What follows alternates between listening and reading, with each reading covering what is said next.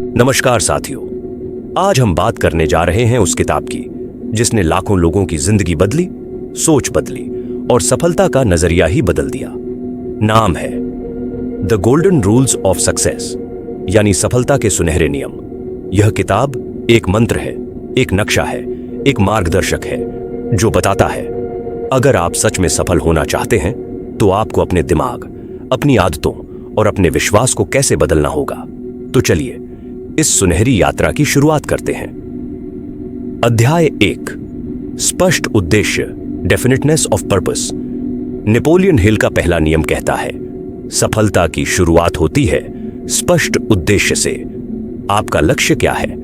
क्या आपने कभी खुद से यह सवाल गंभीरता से पूछा है? नेपोलियन हिल कहते हैं, अगर आप नहीं जानते कि आपको कहां जाना है तो कोई भी रास्ता सही नहीं होता। यही पहला और सबसे जरूरी नियम है, स्पष्ट उद्देश्य। जब आपका उद्देश्य बिल्कुल साफ होता है तब आप दिन भर की गतिविधियां उसी दिशा में केंद्रित करते हैं। बिना उद्देश्य के जीवन भटका हुआ तीर है।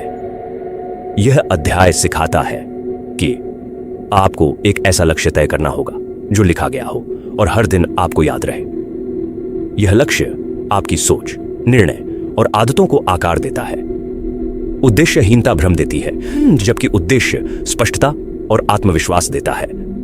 नेपोलियन हिल कहते हैं, हर महान व्यक्ति की सफलता की जड़ में एक स्पष्ट, ठोस और लिखा हुआ लक्ष्य होता है। यह लक्ष्य उनके हर फैसले को प्रभावित करता है, उनके हर दिन की दिशा तय करता है। एक कागज निकालिए, अपने सबसे बड़े लक्ष्य को स्पष्ट रूप में लिखिए, उसे हर दिन पढ़िए, हर दिन कुछ न कुछ कदम उसी दिशा में उठाइए। अध्याय 2, विश्वास और आत्मसंवाद, faith and believe. Napoleon Hill का सबसे प्रसिद्ध कथन है, जो मनुष्य की बुद्धि का सोच सकती है और विश्वास कर सकती है वह प्राप्त कर सकती है। यानी आपका दिमाग जो भी सोच और मान सकता है वह उसे पा सकता है। जब आप खुद पर विश्वास करते हैं तो आपकी ऊर्जा, आपकी सोच, आपका शरीर सब मिलकर उस विश्वास को हकीकत में बदलने लगते हैं। हर सुबह आईने में देखकर बोलिए, मैं सक्षम हूं, मैं लायक हूं, मैं कर सकता हूं। यह शब्द धीरे धीरे आपके अवचेतन मन में बैठ जाएंगे और आपकी सोच बदलने लगेंगे। यह अध्याय बताता है कि आपके सोचने और मानने की शक्ति अनंत है। आत्मसंवाद का अर्थ है खुद से सकारात्मक बातें करना, बार बार दोहराना कि मैं सफल हो सकता हूं। जब आप खुद पर विश्वास करते हैं तो आपकी चेतना और अवचेतन मिलकर उस लक्ष्य को प्राप्त करने की दिशा में कार्य करने लगती है। यह अध्याय एक मानसिक अभ्यास है, अपने दिमाग को बार बार यह कहना कि मैं कर सकता हूं, मैं करूंगा। अध्याय 3, दृढ़ता, परसिस्टेंस, धैर्य, प्रयास और पसीना। यह सफलता की अजेय त्रिमूर्ति है। दृढ़ता वह शक्ति है जो आपको तब भी चलने पर मजबूर करती है जब सामने अंधेरा हो, रास्ता बंद हो और चारों ओर असफलताएं हों। हिल कहते हैं, सफलता उस व्यक्ति को मिलती है जो तब भी आगे बढ़ता है जब बाकी सब रुक जाते हैं। दृढ़ता यानी हिम्मत न हारना। यह अध्याय बताता है कि आप कितनी बार असफल होते हैं, इससे फर्क नहीं पड़ता। फर्क इससे पड़ता है कि आप कितनी बार उठते हैं। अगर आपकी इच्छा तीव्र है, आपका उद्देश्य स्पष्ट है और आपकी सोच सकारात्मक है तो दृढ़ता अपने आप पैदा होती है। कभी हार मत मानो। कोलोनल सैंडर्स की कहानी याद कीजिए। 65 साल की उम्र में उन्होंने 1000 से अधिक रेस्टोरेंट से ना सुनने के बाद KFC की नींव रखी। आपको क्या करना है?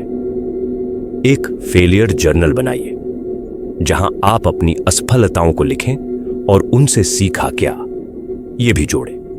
हर असफलता के बाद खुद से कहिए, मैं रुका नहीं हूं, मैं अब भी चल रहा हूं। अध्याय 4, मास्टरमाइंड अलायंस।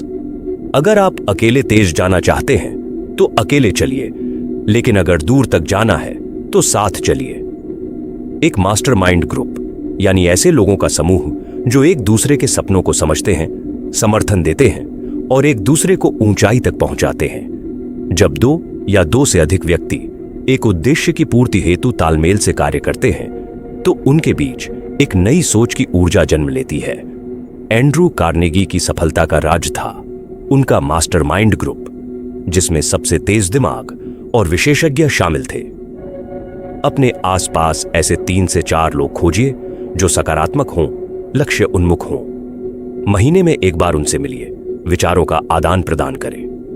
अध्याय 5, ऑटो सजेशन। जो आप बार बार अपने मन में दोहराते हैं वही आपकी वास्तविकता बन जाता है। आपका दिमाग वही बनता है जो आप उसे बार बार कहते हैं। नेपोलियन हिल इस अध्याय में बताते हैं कि ऑटो सजेशन यानी आत्मसंकेत कैसे हमारे अवचेतन मन को नियंत्रित करता है।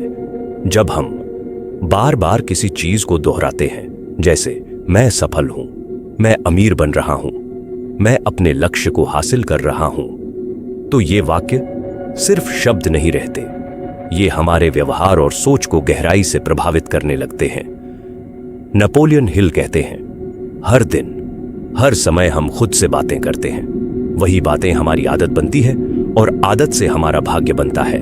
एक पॉजिटिव अफर्मेशन लिखिए, जैसे हर दिन हर तरीके से मैं और बेहतर होता जा रहा हूं। इसे हर सुबह और रात जोर से बोलिए।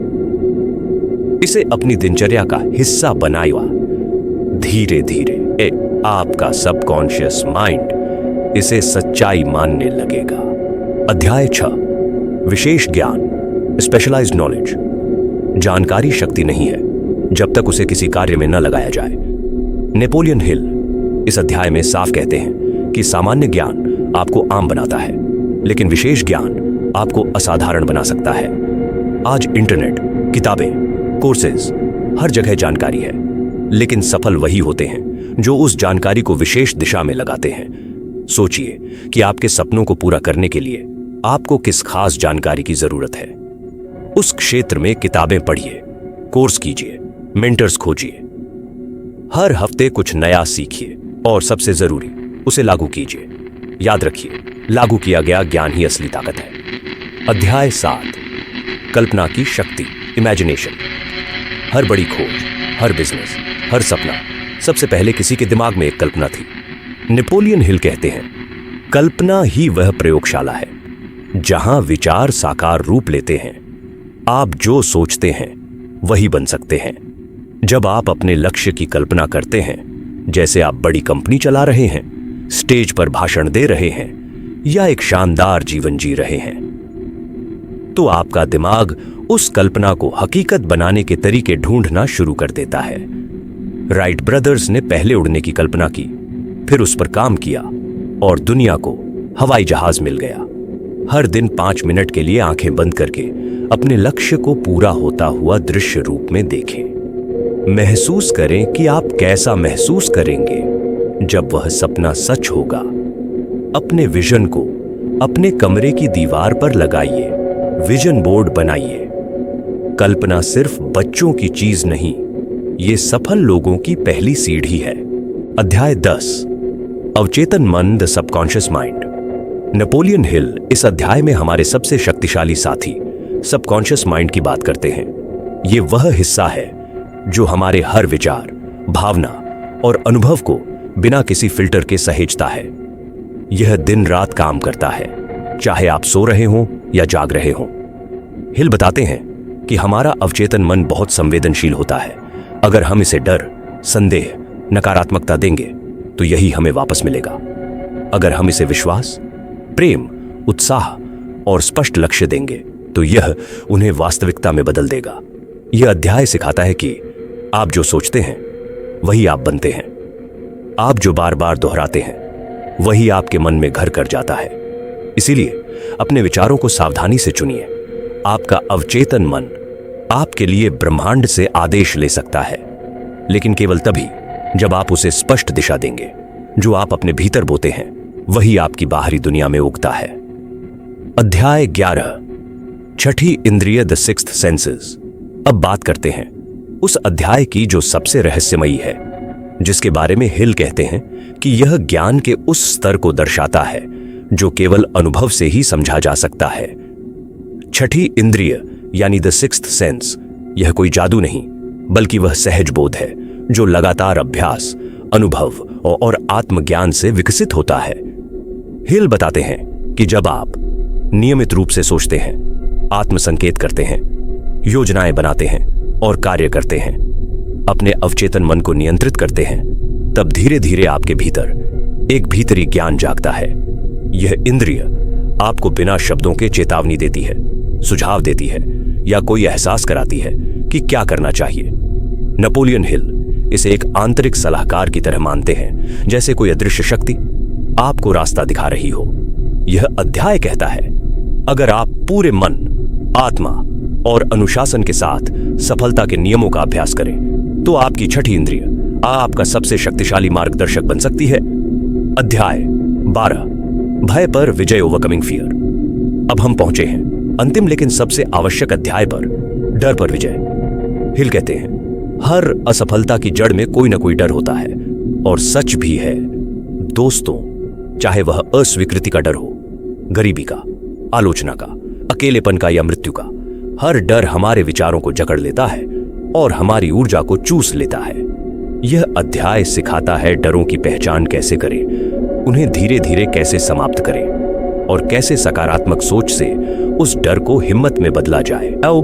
नेपोलियन हिल साफ कहते हैं, डर को आप जितना टालते हैं वो उतना बढ़ता है, और आप जितना उसका सामना करते हैं वह उतना कमजोर होता है।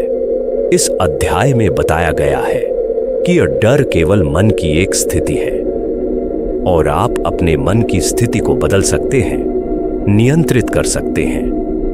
जब आप अपने डरों पर नियंत्रण पा लेते हैं, तभी आप सच में स्वतंत्र होते हैं।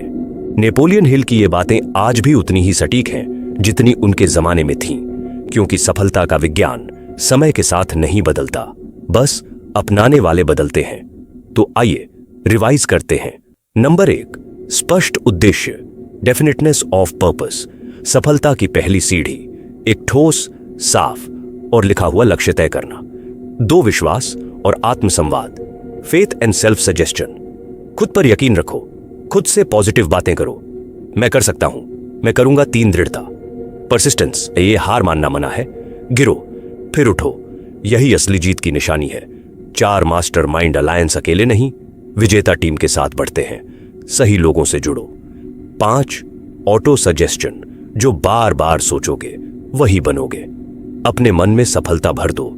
6, विशेष ज्ञान, सामान्य नहीं, काम से जुड़ा खास ज्ञान हासिल करो और उसे एक्शन में लगाओ। 7, कल्पना की शक्ति, इमेजिनेशन।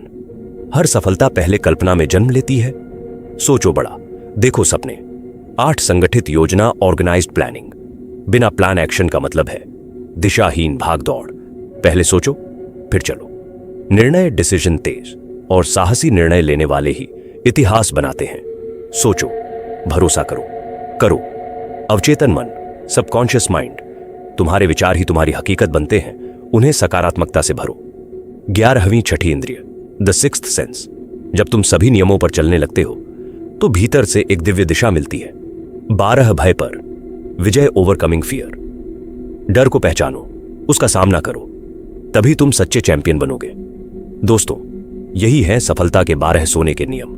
इन्हें पढ़ो नहीं, अपनाओ, और फिर देखो कैसे किस्मत भी तुम्हारे कदमों में झुक जाती है। नेपोलियन हिल के ये 12 सोने के नियम सिर्फ पढ़ने के लिए नहीं है, इन्हें जीने के लिए अपनाओ, और फिर देखो कैसे तुम्हारी सोच, मेहनत और विश्वास मिलकर तुम्हारा भविष्य बदल देते हैं। अगर आज की बुक ने दिमाग का बल्ब जला दिया है तो देर मत करो, कमेंट में लिखो बल्ब ऑन, ताकि हमें पता चले आप भी उन्हीं लोगों में से हैं जो सिर्फ सुनते नहीं, सोचते हैं, बदलते हैं और आगे बढ़ते हैं, जिससे हर हफ्ते आपके अंदर का बल्ब ऑन होता रहे। जय हिंद।